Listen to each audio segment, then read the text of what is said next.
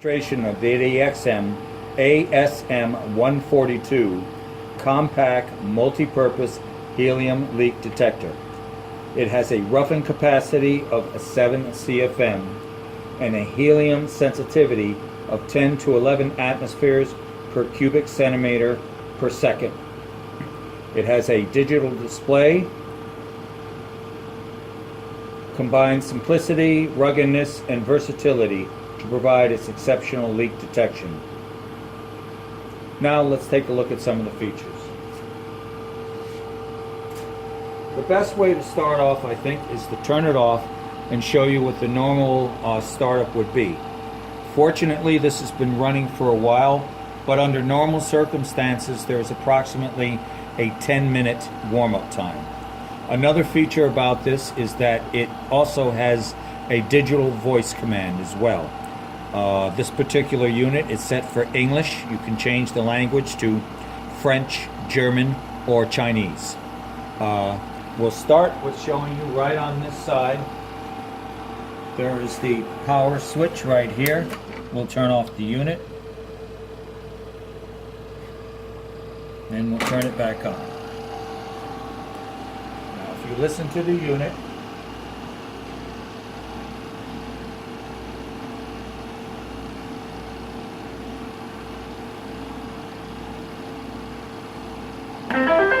please wait. Unit warming up. that digital voice command will sound every approximately 5 to 6 minutes to let you know that it's still warming up. And also when you perform other tasks, it has a very similar voice command as well. While we're waiting, let's take a walk around the back.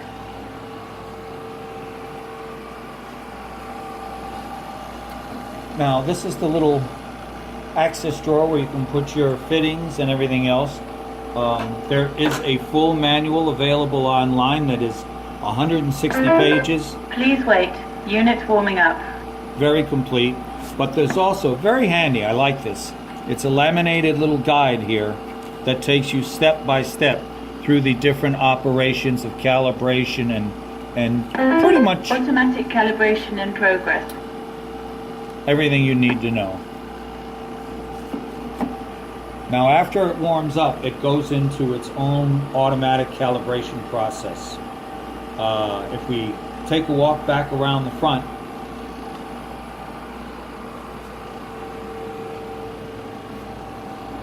you'll see that it'll show you that the calibration is presently in process.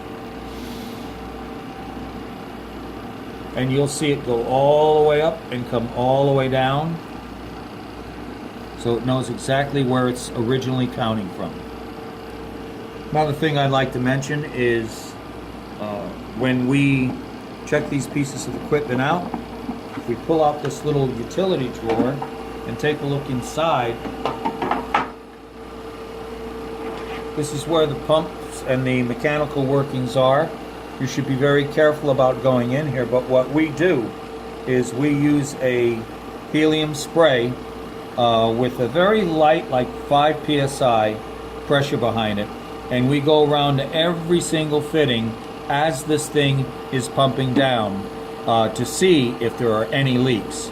Obviously, if all of a sudden for example, our bar here was to fly up and our display would fly up, we'd know there'd be a leak. This has been checked very carefully, and this is a leak-free system.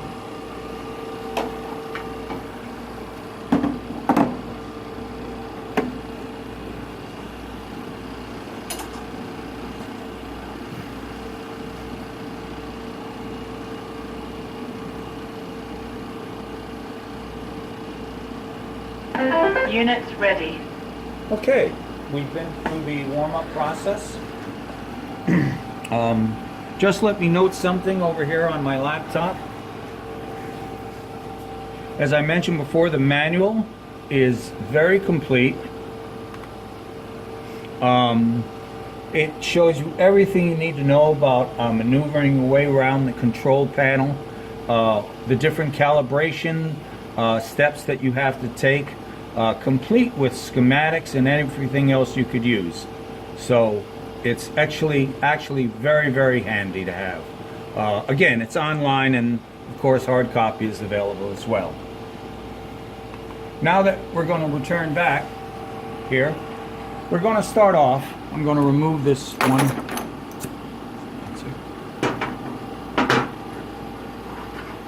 And I'm just going to plug this for now.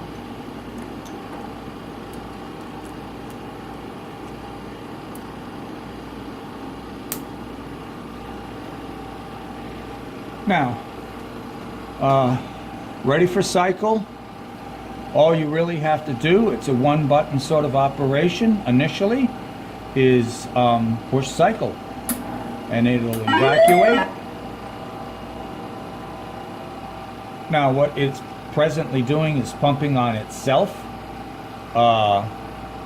This is just to check. If you give it some time, it's almost all the way down to -11. Okay, so we'll stop here and we'll open our inlet.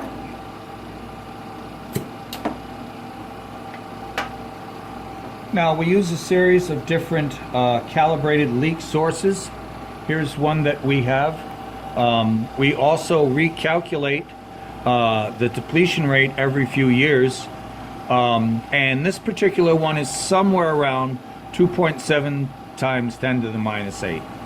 So we'll start off using this.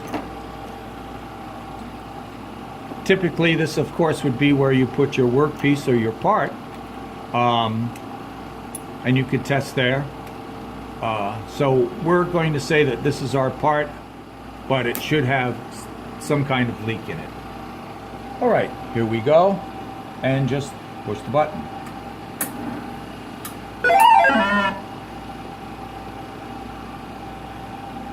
Not bad. Okay. I'm reading 2.3 times 10 to the -8. This is 2.7. That's pretty good. One button. Once it goes to standby, you are pretty much cleared to take your workpiece off.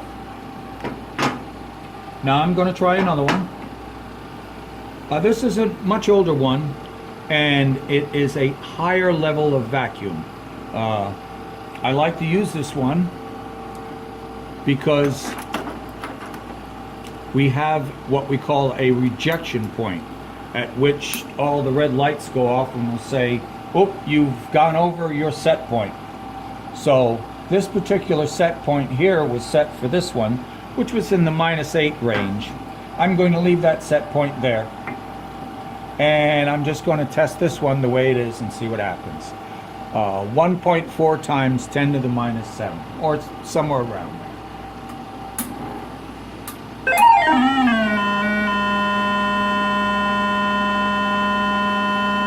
Notice that it's failing. It's pretty close to its measurement, but we didn't change the set point. Again, in the handy manual or in the full online manual, it'll tell you everything you need to know about using all these controls, but the set point thing is the simplest thing in the world. If you just put set point, it'll bring up all the different parameters that you could really change. In this case, we want to change the regular hard vacuum rejection point. Now notice we have this set for 1 times 10 to the -7. We're going to change that, and we're going to change that to up 1 times 10 to the -8. Save that in there. We return. Now that should be more than in the range for this particular calibrated leak source. Let's give it a try.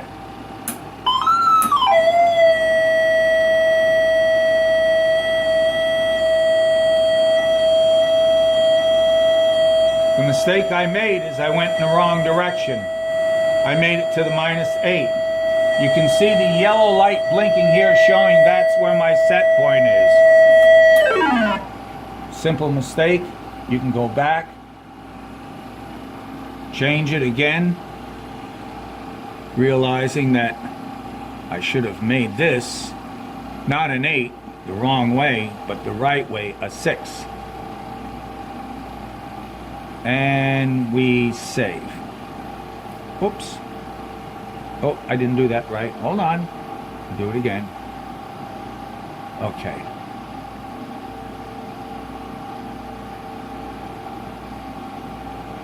To the 6.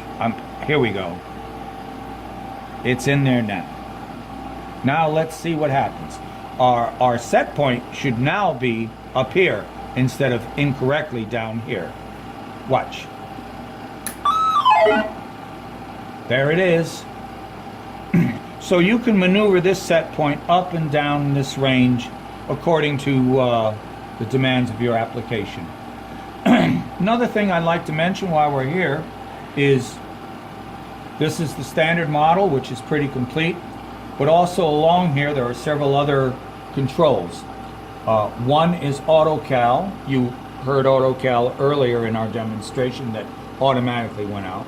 Whenever you push that, you'll hear the voice come up and tell you that it's in the AutoCal mode. Another is zeroing the display out, and this one here has to do with an accessory. This is a sniffer.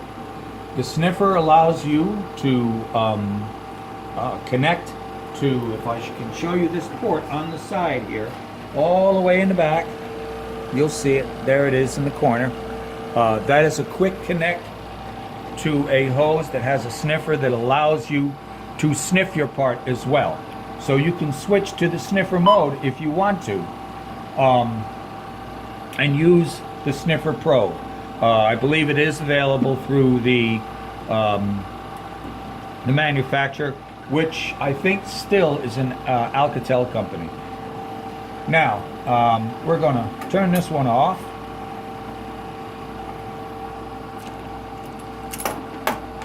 And we'll try one more. Let's see.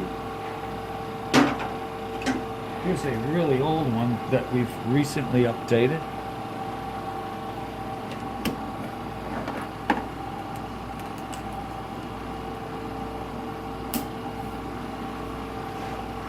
Okay, 7.8 times 10 to the minus 8.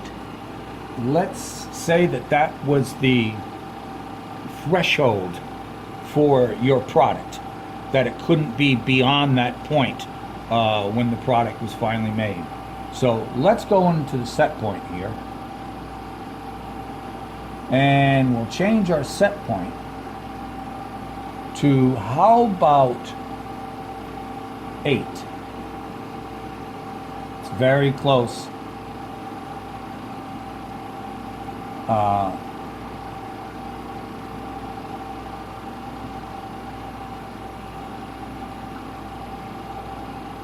Okay, so 8 times 10 to the minus 8, which is just above 7.8. I don't know how accurate this is going to be, but it's a very good test, a realistic test, if this had been a product or some kind of part. So we will save that, return, and let's see how it works.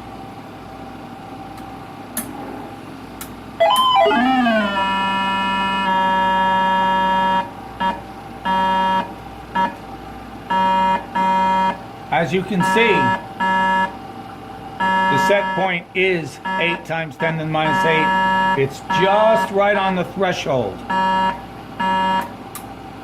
We were to stop it. We could go back to our set point and change our set point again just to 9. Again, as a threshold point. Back, and let's pump it down again. It's right under that spot. So the instrument is that sensitive that it can sense that slightest little change.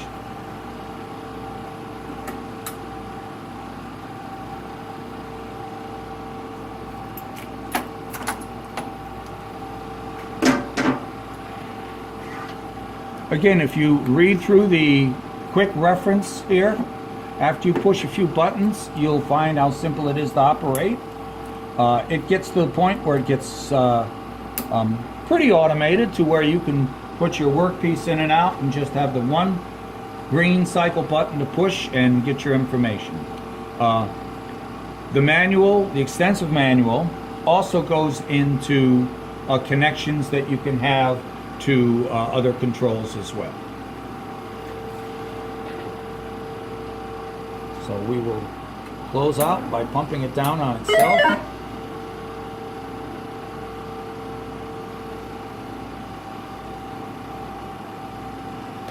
And this completes this demonstration.